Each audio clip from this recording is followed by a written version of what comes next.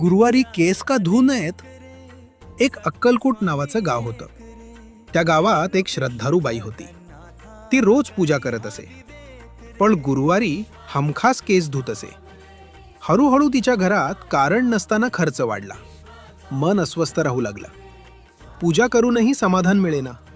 एक दिवस तिला स्वामी महाराजांनी विचारलं, गुरुवारी काय करतेस?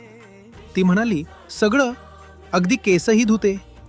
स्वामी हसले आणि म्हणाले, गुरुवार हा गुरुचा दिवस आहे. केस धुणं म्हणजे शरीरातील ओझ व लक्ष्मी तत्व वाहून जाणं. त्या दिवसापासून तिनं गुरुवारी केस धुणं थांबवलं. मन शांत झालं, घरात स्थैर्य आलं आणि पूजेला खरी एकाग्रता मिळाली. स्वामी महाराज म्हणतात, श्रद्धा अंध नसते, ती अनुभवातून येते.